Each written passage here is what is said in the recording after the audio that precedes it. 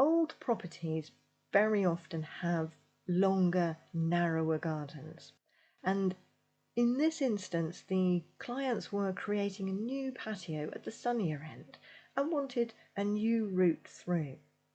They also have a, should we say, less than attractive looking shed, although the walls are beautiful. And maybe we might just need to disguise this big white wall outbuilding, although the view from the kitchen window out into the garden needs to be considered, so they've got something nice to look through when they're looking out into the garden. You can see the customer here had laid out a central path, but really in reality all that does is it cuts the garden in two. We need to find a better way of getting from the back door, up some steps, and to the patio that we're going to create at the end of the garden. So I'm going to show you 3 different layout ideas that we can use to get to the garden, but we don't want to really walk straight down the middle because that will just cut this garden in 2 halves. So initially, let's start with a formal shape as a square. The rest of the garden's fairly square.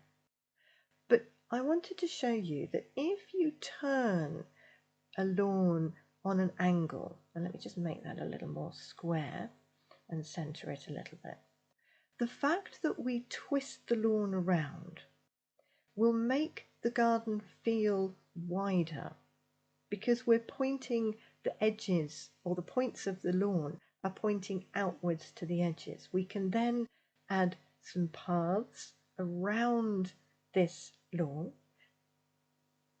so that we can walk either side up to the patio at the end.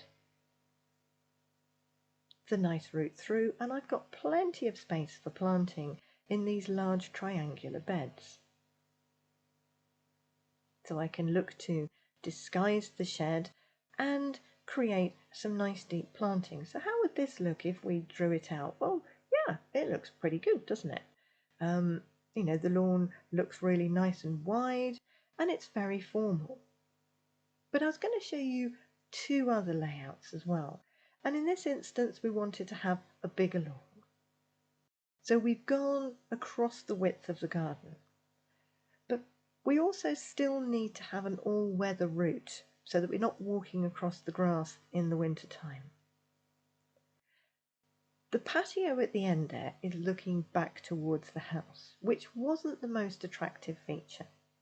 So putting maybe a pergola between the patio and the lawn will frame a sort of the view, but we can grow things over the top and it'll just maybe hide some of the less attractive parts looking back to the house. I've still got plenty of space for putting plants, and potentially we can put a second route through that's an all-weather route into the garden through the planting. And again, that looks really nice. So the third option that I was going to show you was a much more fluid and round shape and how we can introduce curves into this design. So in this instance, I'm going to use an oval because it fits in better because the garden is more rectangular shaped. Just twiddle that in. So let's get this nice oval shape in. And I'm going to make the patio rounded as well. Now don't be frightened of nipping into the lawn shape with another shape.